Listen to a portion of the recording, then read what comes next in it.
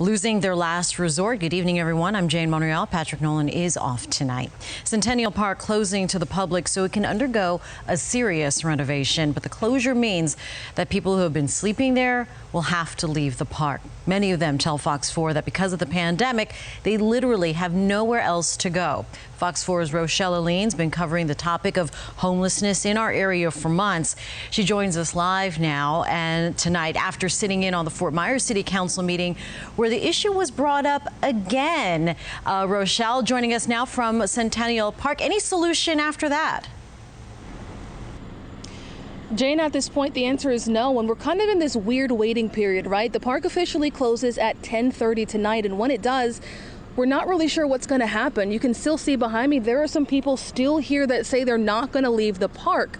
So at 10:30, we're not sure what's going to happen. Some people have also come to us and told us they're concerned the only reason they haven't been removed is because, journalists are out here and they're concerned that once we pack up for the night, that's when officials will come in and remove them.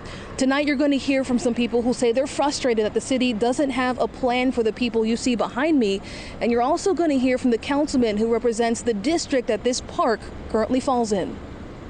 Like the city says they have plans, but I've never seen any plans because if there was a plan, it would already be put into action and there is no plan. A project without a plan. Monday night, a renovation plan for Centennial Park in Fort Myers got some major pushback. Are we giving them someplace to go? Because the work will displace more than a dozen people who struggle with homelessness and called the park's pavilion home. A few days ago, one of those people told us that they stay here because city and county shelters are currently full. What will you do?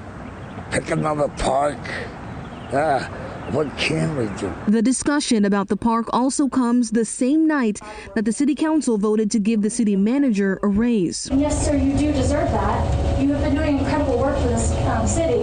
But do you have that money that you have for him? Do you have that for this group of people? The councilman who represents the park's district says he understands that this is an issue, but also says it's one that won't be fixed overnight. First of all, a public park is not a housing complex.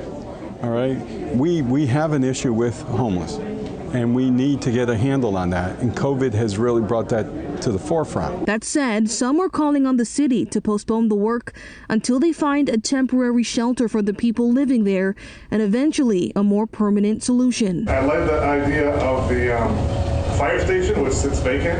There's showers there, there's bathrooms there, there's a roof. Just a roof is all they really need. And Jane, I did also ask Councilman Anderson if construction could temporarily be halted just until they find a temporary shelter for the people behind me. But he told me because this construction project is partially funded by a grant, there might be some time constraints that they have to follow. So he wasn't exactly sure. Rochelle, you've been out there most of the afternoon before the meeting. And we see the people behind you. How many people are we talking about at this point? And like you said, you guys are there, so maybe they're not being removed. But when you leave, is there a plan if they lose that home, that area tonight? Again, Jane, at this point, we're being told there's really not a plan. I've asked several times, several people, and nobody really had an answer for me tonight. So the people behind me, again, are telling us if they're removed tonight, and it's likely they will be removed, they don't know where they're going to go. They don't know where they're going to sleep tonight. As far as the people behind me, there were larger numbers before, and in the months since we've covered this issue, there were a larger group that used to sleep here. They're down to about 6. Behind me, you're also going to see some people who are here to provide food, shelter, and support to the people struggling with homelessness out here. But there's about 6 people who are still hoping to call this pavilion home, at least for tonight. Jane?